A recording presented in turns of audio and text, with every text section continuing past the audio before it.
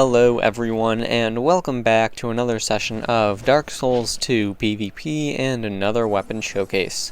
This time I am using the Manikin Sabre, which you can get in Earthen Peak by killing the mannequins who use it. Never would have guessed that one, right guys? The Manikin Sabre, I like this weapon a lot. I've been liking the curved swords a lot in this game. They're very good for people who have an aggressive playstyle, and I most certainly do. And there's a reason why they're good for people who have that sort of playstyle. I'll explain that in a little bit though.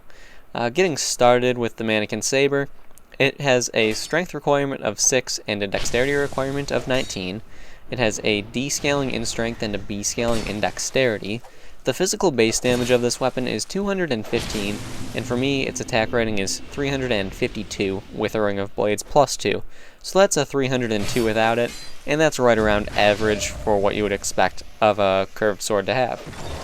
Or what you would expect a curved sword to have. I don't know why I said of a... whatever.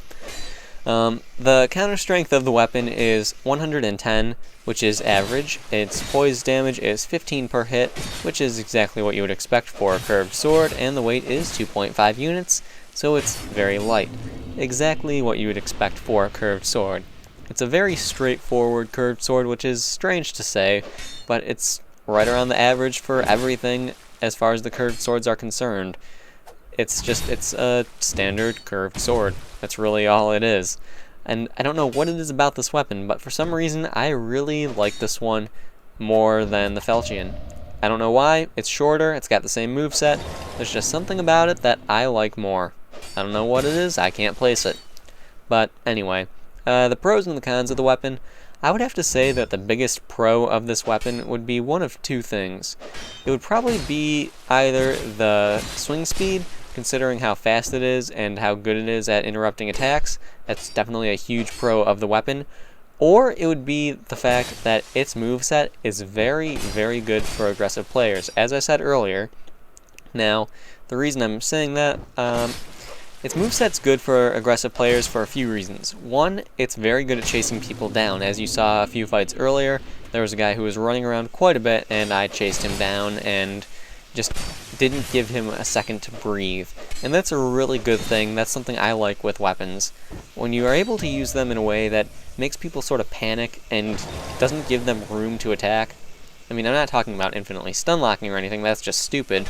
But you know what I mean, guys. You know what I mean when I'm talking about, you know what I'm talking about with that. It's nice being able to just put the pressure on someone and not let up. Another thing that's good about its moveset and how it's good at, enhancing aggressive players' playstyle, I guess is the way to say it. I don't know. Another reason why it's good for aggressive players is when people are trying to roll away from you or trying to roll around you, it's very good at catching people who are rolling. It's very good at just clipping them while they're mid-roll, and that's a good thing. It is very good for aggressive players and helps keep the pressure on. Really, that's what this weapon shines at, just keeping the pressure on, and I like that a lot. Because, as I said, I'm an aggressive player, you guys know this, and it's a really good moveset for me. I don't know why I like it so much, though, when there are other weapons in its class that are better. I don't know. Now, the cons of the weapon, I would have to say that there are two major cons of this weapon.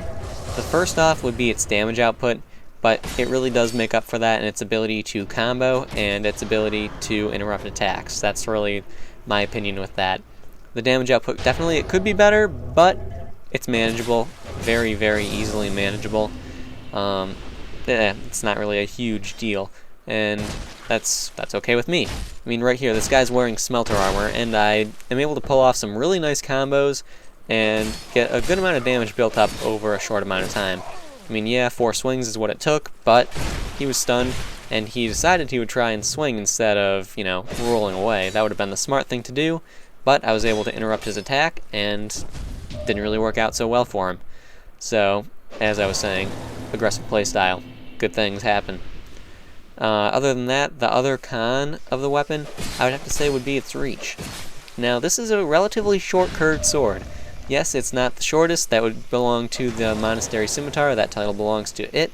But in comparison to the other curved swords, it still does have a bit to be desired as far as the reach is concerned.